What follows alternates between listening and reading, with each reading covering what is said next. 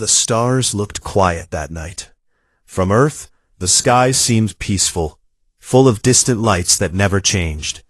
But far beyond Pluto, something huge was happening. A fleet appeared without warning. 5,000 ships dropped out of hyperspace all at once. They filled the dark space like a cloud of metal insects. The ships came in many shapes and colors. Some were long and thin like spears. Others were round and heavy like small moons. Energy shields glowed softly around each one. Weapons lined their sides, ready to fire.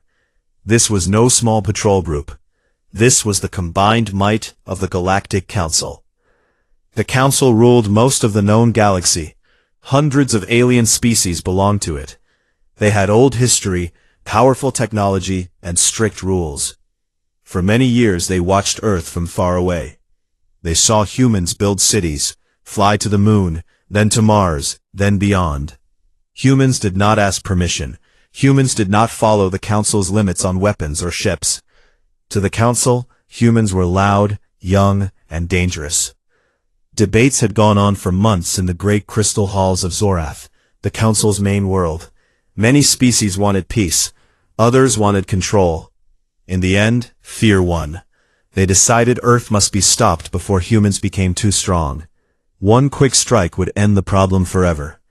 The flagship Pride of Eternity led the fleet. It was the largest ship, almost 10 kilometers long. Admiral Vexlar stood on the bridge. He was tall, with smooth blue skin and 4 black eyes. His people, the Zorathi, were known for calm thinking and perfect plans. Vexlar believed this mission would be simple. Humans had few ships, their weapons were basic. The Council had numbers and better technology. Victory seemed certain. He gave the order. A clear message went out to every radio and light channel that could reach Earth. This is Admiral Vexlar of the Galactic Council. Your world has broken too many laws. Your expansion stops today. Surrender your weapons and your ships. Land all military forces. Open your cities for inspection.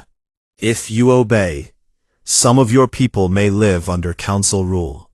If you resist, your planet will be cleansed. You have 1 standard hour to answer. The message repeated in every major human language. It was calm, cold, and final. Deep under the Rocky Mountains, alarms screamed in the main command center. Red lights flashed across walls covered in screens. Men and women in uniforms ran to their stations. The room smelled of coffee and hot electronics. President John Carter stood in the center.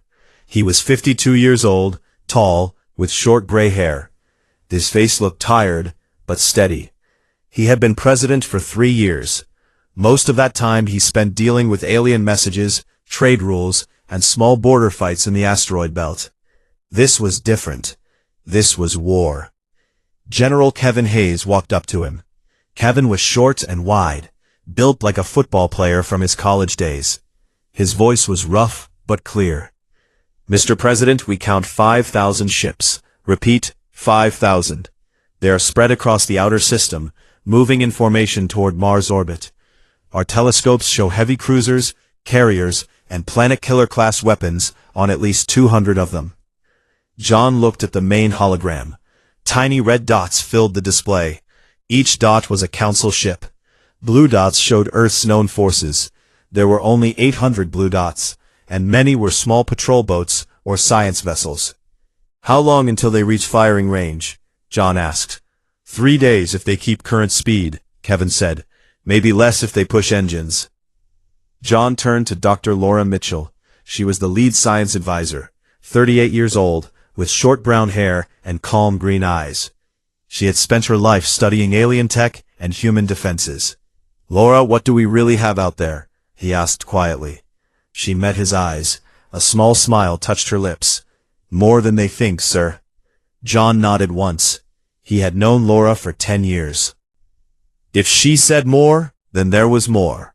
He looked back at the hologram. The red cloud moved slowly closer. 5,000 ships against 800. Any normal person would call it hopeless. But John Carter did not feel hopeless. He felt something else. Something hard and cold grew in his chest. He remembered stories his grandfather told him.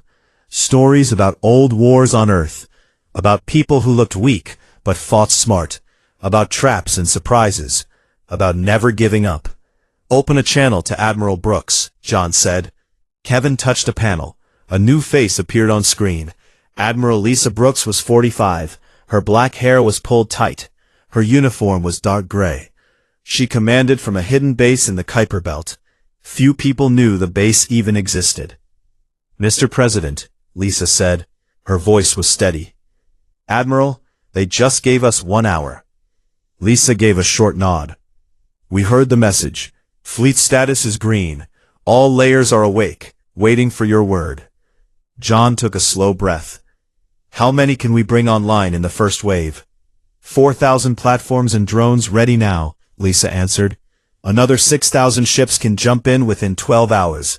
The rest are cold storage, but we can warm them fast if needed." John looked around the room. Every face watched him. Some looked scared, some looked angry, a few looked excited. He spoke clearly. "They think we are small. They think we are weak. Let them keep thinking that for a little longer." He turned back to the screen. "Admiral Brooks, begin Phase 1. Quietly. No big lights yet. Make them feel safe." Lisa smiled, just a little. "Understood, sir. Phase 1 commencing. Sol Defense Network is live." The screen went dark. The red dots kept moving forward. They had no idea what waited in the dark. Laura stepped closer. "They expect us to beg," she said softly, "or to fight like scared children. They have no idea what humans do when cornered." John put his hands in his pockets. "No," he said, "they don't." Outside, the night sky over Earth stayed calm. Stars twinkled. People slept in their beds. Children dreamed. No one knew yet that the largest fleet in history had come to burn their home. But under the ground, in hidden bases, on cold asteroids, and inside silent black ships, thousands of humans prepared. They checked weapons. They tested engines. They loaded torpedoes. They whispered to each other. And somewhere in the black between the planets, small drones opened their eyes for the first time in years. They stretched metal wings. They woke targeting computers. They waited. The hour passed. Earth did not answer. The Council fleet continued forward, and the trap began to close. The Council fleet moved forward like a slow storm. Their ships stayed in perfect lines. Shields glowed bright blue. Sensors swept the empty space ahead. They saw only dust, rocks, and a few old human probes drifting like junk. Admiral Vexlar sat in his high chair on the bridge of Pride of Eternity. He watched the main screen. Small human signals appeared now and then, but nothing big, nothing scary. He allowed himself a small smile. This would be over soon. Humans had always seemed strange to the Council. They built too fast. They argued too much. They refused to join nicely. Now the Council would fix that mistake. 5,000 ships. Enough power to turn a planet to glass. One clean fight. One clear win. Far away in the cold dark of the Kuiper Belt, Admiral Lisa Brooks stood in her command room. The walls were black metal. Lights were low and red. Screens showed every part of the solar system. She wore a simple gray uniform. No medals, no fancy pins. Her hands rested on the edge of the main table. Around her, officers worked quietly. Everyone knew their job. Lisa had waited years for this day. Not because she wanted war, because she knew it might come. Long ago, when the first Council inspectors visited Earth, they laughed at human ships. Small, slow, weak shields.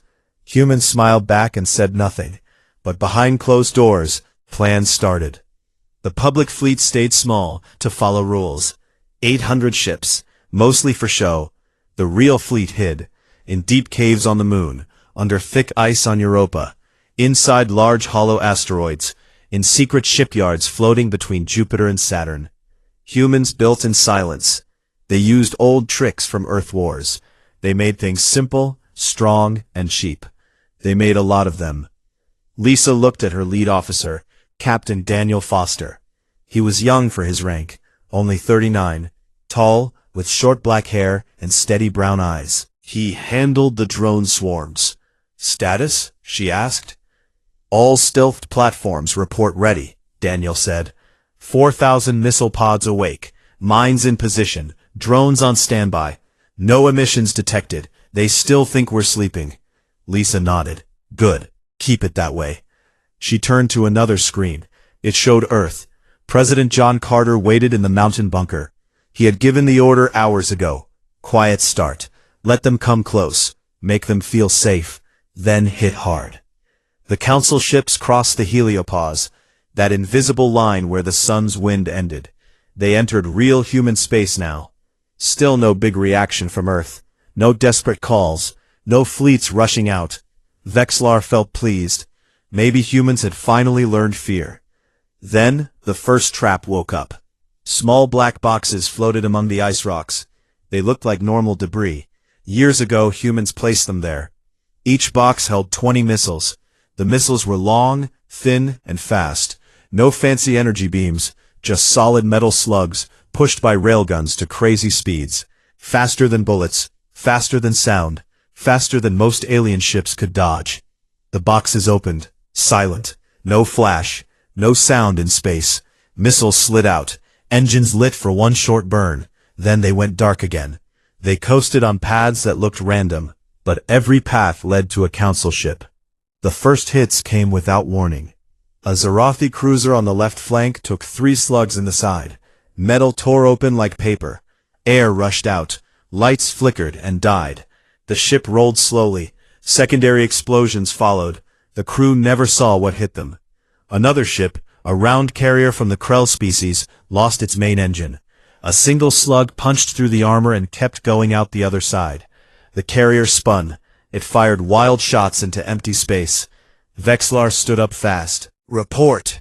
His officers shouted over each other. "Kinetic impacts, multiple hull breaches, no energy signatures. They came from nowhere." Vexlar stared at the screen. Small flashes appeared all across his fleet. Not big explosions, not bright lasers, just quick, sharp punches. Then silence, then another punch. He slammed a hand on the arm of his chair.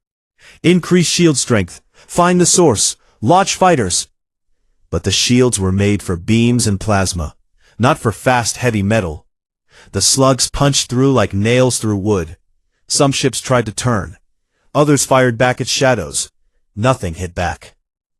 Lisa Brooks watched calmly. "Phase 1 complete," she said.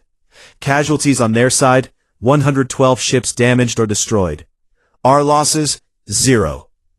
Daniel smiled for the first time. "They look confused." "They should be," Lisa said. "Now wake the drones." Across the outer system, small hatches opened on hidden platforms. Thousands of drones poured out. Each drone was the size of a car. No pilot, just computers and weapons. They had 4 legs like spiders. Sharp cutters on the front, small rockets on the back.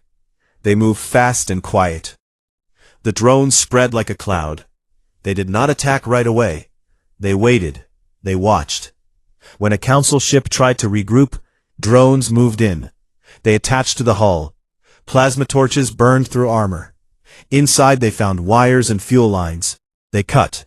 They exploded. Small fires started inside the big ships. One council battleship fired its main gun at a group of drones. The beam missed. The drones kept coming. They climbed the hull like ants on a tree. Holes appeared. Air leaked. The ship listed to one side. Vexlar shouted orders. "Form defensive spheres. Protect the flagships. Pull back damaged units." But space was too big. Ships were too spread out. The council had planned for a straight fight. Not for hidden traps. Not for swarms. Not for humans who fought dirty. On Earth, in the command center, President John Carter watched the same feeds. Red dots blinked out one by one. Blue dots stayed steady. Laura Mitchell stood beside him. She pointed at a section of the map. "Look here, sir. The enemy left flank is breaking. Their formation is falling apart." John nodded slowly. They thought we would meet them head-on, like in their old stories, charge and clash.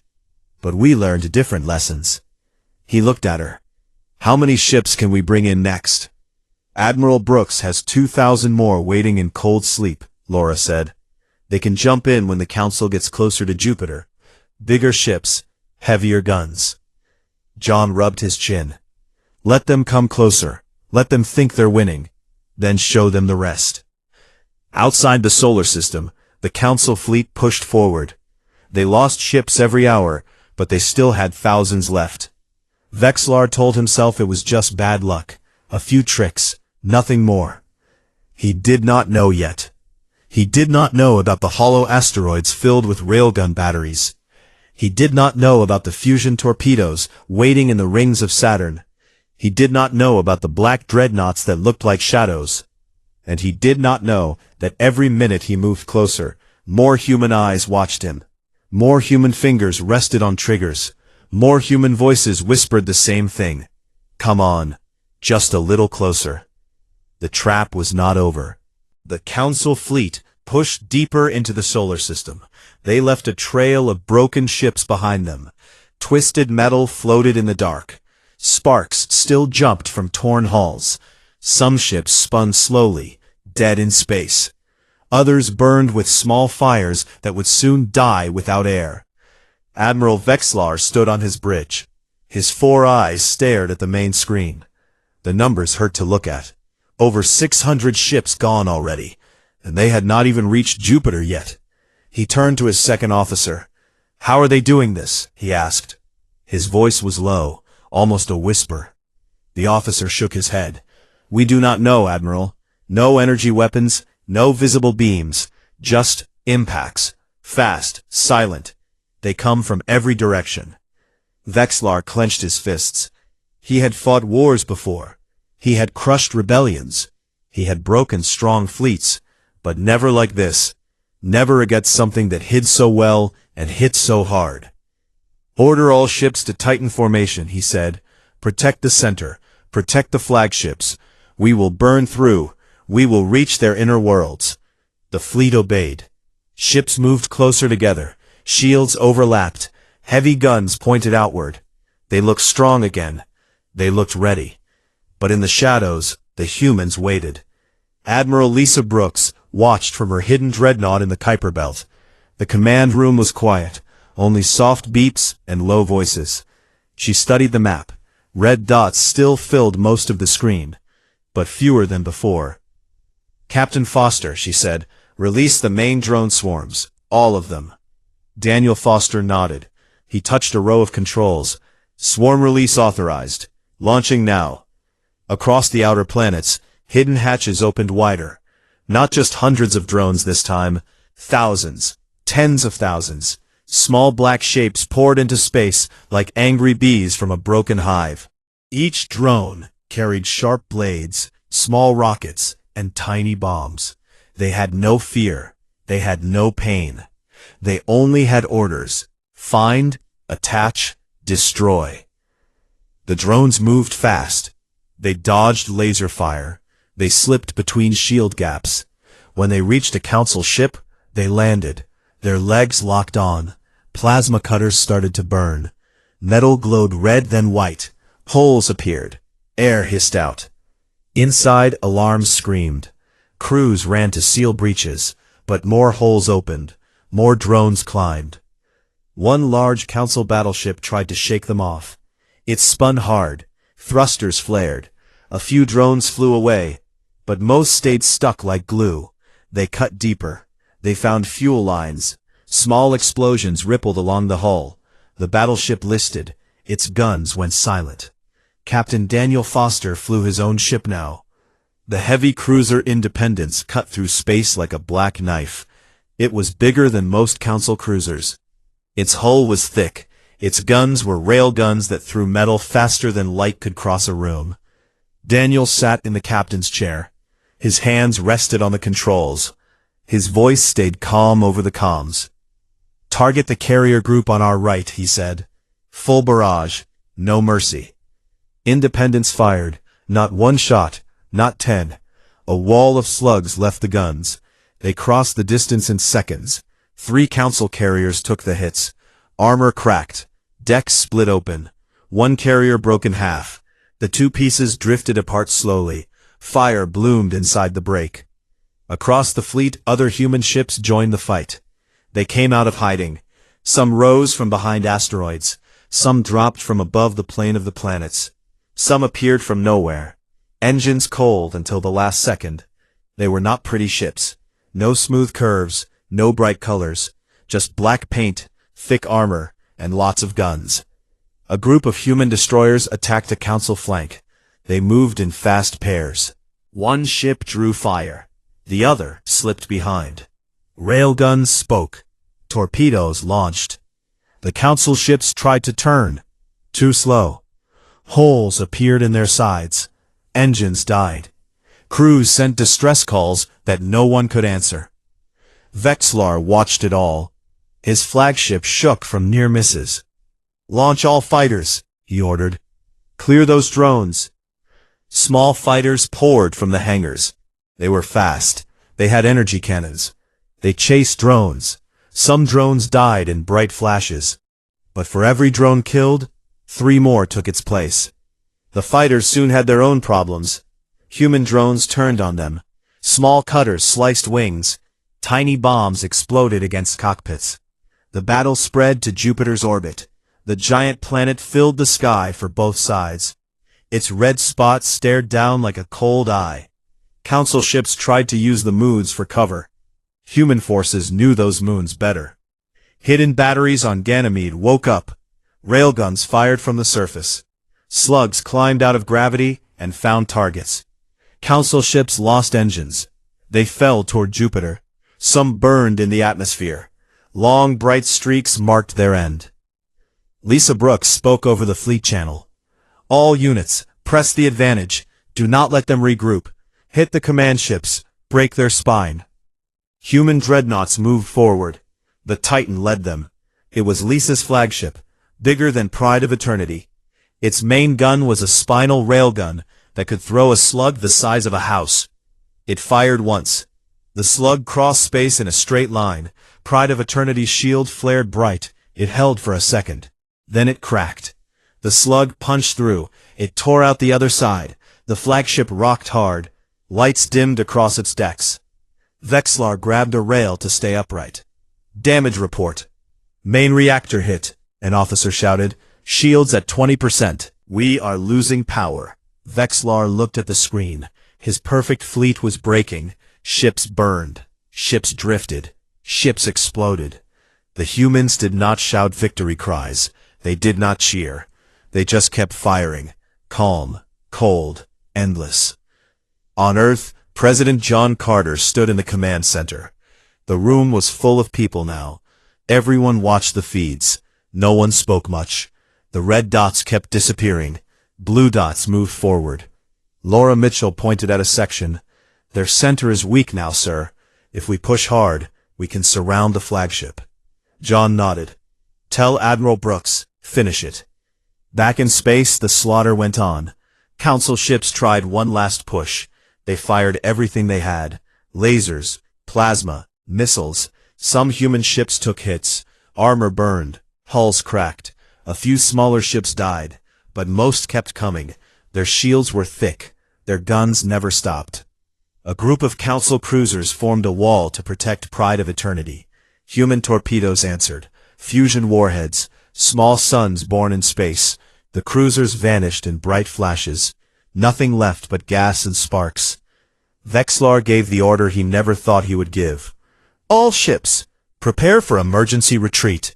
Jump if you can. Save what you can." But the jump points were not safe. Human mines waited there. Gravity traps pulled ships off course. Some tore apart mid-jump. Others came out damaged, far from home. The battle was not over, but the end was close. The Council had come to erase humanity. Humanity answered with fire, and the stars watched in silence as 5,000 ships became fewer every minute. The space around Jupiter turned into a graveyard. Broken ships floated everywhere. Some still glowed with dying fires. Others spun slowly, like dead leaves in wind. The Council fleet, once proud and perfect, now looked like a wounded animal. Many ships tried to stay close together for protection, but the humans did not let them rest. Admiral Vexlar gripped the rail on his bridge. Pride of Eternity shook again. Another railgun slug hit the lower decks. Lights flickered. Air smelled of smoke and burned wires. His officers shouted damage reports. Shields almost gone, engines at half power, half the weapons silent. "Admiral, we must jump now," his first officer said. "We cannot hold here." Vexlar looked at the main screen. Red warning lights flashed across every section. His fleet had dropped below 2,000 ships. Many more drifted as wrecks. Human black ships moved like wolves around a herd. They struck fast, then pulled back. No waste, no anger, just cold work. He gave the order. "All ships, emergency hyperspace jump. Coordinates for Zorath. Go now." The fleet tried to obey. Engines flared. Space bent around them. Blue cracks appeared in the dark. But not all ships made it clean. Human gravity mines waited in the jump lanes. Small black spheres hidden for years. When a Council ship tried to fold space, the mines pulled hard. Some ships tore in half. Metal screamed as hulls ripped. Others came out wrong. They appeared light years away, with broken engines or no weapons left. Pride of Eternity jumped, but the jump hurt. The ship came out shaking. Alarms screamed. Half the bridge crew lay on the floor. Vexlar pulled himself up. Blood ran from a cut on his head. "Status?" he asked. "Jump successful," an officer said. "But we lost contact with 300 ships. Many did not arrive." Vexlar closed his eyes for a second. 300 gone in one moment. He had led them here. He had promised victory. On the Titan, Admiral Lisa Brooks watched the jumps. Her dreadnought stayed steady, its guns still hot from firing. "Track the survivors," she said. "Mark every ship that made it out. We let them go. No pursuit." Captain Daniel Foster stood beside her. "They are running, Admiral. We could finish them." Lisa shook her head. "No. We show strength, not cruelty. Let them carry the story home. Let the galaxy hear what happens when you come to erase us." Daniel nodded. He understood. This was not just a battle. This was a message. Back on Earth, the underground command center felt different now. The fear was gone. People stood taller. Voices sounded stronger. Screens showed fewer red dots. Most of the enemy had fled or died. President John Carter walked slowly around the main table. He looked at each face. Some had tears, some had smiles. All looked tired. "Report," he said quietly. General Kevin Hayes spoke first. "Enemy losses over 4,000 ships confirmed destroyed or disabled. Our losses 120 ships. Most were automated or drone carriers. Human crews safe in escape pods. Rescue teams already moving." John nodded. "Casualties?" "Low, sir. Under 2,000 total across the fleet. Mostly minor injuries." John let out a long breath. He had expected worse. Much worse. Dr. Laura Mitchell stepped forward. She held a tablet. "The Council fleet is scattered. Survivors are limping toward their space. Many will need months to reach home. Some may never make it." John looked at her. "And our fleet?" "Intact," she said. "Over 9,000 ships still active. Most never fired a shot. They stayed in reserve. The hidden arsenal worked better than we hoped." It was the first real smile in days. "Open a channel to the planet," he said. A camera turned on. His face appeared on every screen in every city, every home, every ship. "People of Earth," John began. His voice was calm and clear. "Today we face the largest fleet ever sent against us. 5,000 ships came to end our world. They came without warning. They came to erase us." He paused. The room was silent. They failed. A cheer started small, then grew. It came from the command center first. Then from cities above ground, people in streets looked up at screens. Workers stopped. Children ran to windows. John continued. We did not beg. We did not run. We fought, and we won. Not because we had more ships. Not because our weapons were fancier. We won because we were ready. Because we planned. Because we never forgot who we are. He looked straight into the camera. This is not the end of danger. The galaxy is big. Others may come. But today we showed them something. We showed them that Earth does not break. We showed them that when you come to destroy us, you leave in pieces. He took a breath. To our brave men and women in space, to Admiral Brooks, Captain Foster, and every crew who held the line, thank you. To every engineer who built in secret, to every scientist who found the weak points, thank you. And to every person on this planet who trusted us to keep you safe, we did not let you down. The screen showed live feeds, ships returning to bases, crews hugging in corridors, drones powering down after their long watch. John ended with simple words. Go home to your families. Rest. Heal. But remember this day, the day the Council learned our name. The broadcast ended. In space, the Titan moved slowly toward Mars' orbit. She looked out at the stars. Send a message to the Council, she said.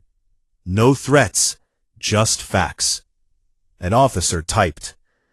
To the Galactic Council, your fleet came to our home. We defended it. Over 4,000 of your ships will never return. The rest carry your lesson. Do not come again. We do not want war, but we will finish it if you start it. The message went out on open channels. Every species would hear it. Laura Mitchell joined John in a quiet corner of the command center. The alarms were off now, lights softer. They underestimated us, she said. John looked at the ceiling.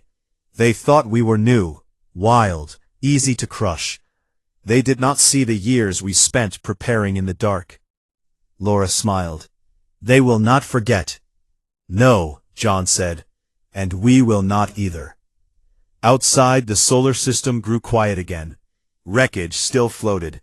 Rescue teams searched for survivors, both human and alien. Some Council crew were saved. They would go home with stories. Stories of black ships that came from nowhere. Stories of drones that never stopped. Stories of humans who fought without hate, just with purpose. The turning point had come. The Council had arrived to conquer. Earth had answered. And the galaxy would never look at humans the same way again. Weeks passed after the battle. The solar system slowly cleaned itself. Rescue ships moved through the wreckage. They picked up escape pods from both sides. Human teams worked carefully. They saved who they could. Some Council survivors were hurt bad. Others were shocked silent. They had seen things they never expected. The debris field stretched far. Pieces of metal, broken engines, and empty hulls floated for billions of kilometers. It became known as the Shattered Veil, a new name in star charts, a warning written in junk. On Zorath, the Council chambers were quiet for the first time in centuries. The great crystal walls caught light from many suns. Rows of seats held delegates from hundreds of species, tall ones with feathers, small ones with many arms, ones that floated in gas clouds. All waited. The doors opened. Admiral Vexlar walked in alone. His blue skin looked dull. Scars ran across his face and arms. His uniform was torn in places. He had lost weight. His 4 eyes looked tired. Behind him came the captains of the few ships that returned, less than 400 in total. Many limped on damaged engines. Some had no weapons left. Some carried only skeleton crews. Vexlar stood in the center of the chamber. No one spoke. The silence felt heavy. He raised his head. I come to report failure, he said. His voice echoed off the crystals. The mission to neutralize Earth has ended in disaster. Of the 5,000 ships sent, fewer than 400 returned. Most were destroyed. The rest are scattered or crippled beyond repair. A low sound rose from the delegates. Not anger, not sadness, something deeper. Shock. Vexlar continued. We expected weak resistance. We found none at first. Then traps appeared. Hidden weapons struck from shadows. Drones swarmed like insects. Ships we could not see fired slugs that punched through our shields. They used no energy beams. They used simple metal, fast, heavy, deadly. He paused. His hands shook a little. They did not fight like us. They did not charge in lines. They waited. They hid. They struck where we were weak. When we tried to jump away, more traps waited. Gravity fields pulled us apart. Mines tore our hulls. Many ships died in the jump itself. A delegate from the Krell stood up. How many humans did you kill? Vexlar looked down. Few. Their losses were small. Most of their ships never showed themselves until the end. They kept their strength hidden. We thought they had 800 ships. They had thousands more, waiting, ready. Another delegate spoke, a small creature with glowing skin. Did they chase you? No, Vexlar said. They stopped at the edge of their system. They let us leave. But they sent a message, clear, simple, stay away, or come again and lose more. The chamber filled with whispers. Species looked at each other. Old rivals, old friends, all thinking the same thing. Humanity was not weak. Humanity had waited, planned, grown strong in secret. One old delegate rose slowly. He was from the first species to join the council. His voice was soft, but everyone listened. We sent them to die, he said. We thought we were teachers. We thought we were judges. We forgot one thing. Young species fight hardest when cornered. Humans did not beg. They did not break. They answered with force we did not expect. He looked around. We must change how we see them. No more small rules. No more limits on their ships. No more threats. From now on we leave Earth alone, or we risk everything. No one argued. The vote came fast. A new law passed in minutes. Earth was marked as untouchable. Approach at your own risk. Messages went out across the galaxy. Short, clear. Do not disturb the Sol system. Do not test the humans. On Earth, life returned slowly. Cities repaired damage from stray shots that reached atmosphere. Families welcomed crews home. Children played under the same stars that watched the battle. President John Carter walked outside for the first time in weeks. He stood on the balcony of the rebuilt White House. The night air felt cool. Stars shone bright. No alarms. No red lights. Dr. Laura Mitchell joined him. She wore a simple coat. Her hair moved in the wind. It's quiet, she said. John nodded. Too quiet, maybe. She smiled. They won't come back soon, not after that. John looked up. We showed them we can fight, but we also showed we can stop. That matters more. Laura leaned on the rail. The galaxy knows our name now. Not as troublemakers, as survivors, as people who protect their home. John turned to her. And we know ourselves better too. We are not just explorers anymore. We are defenders. They stood in silence for a long time.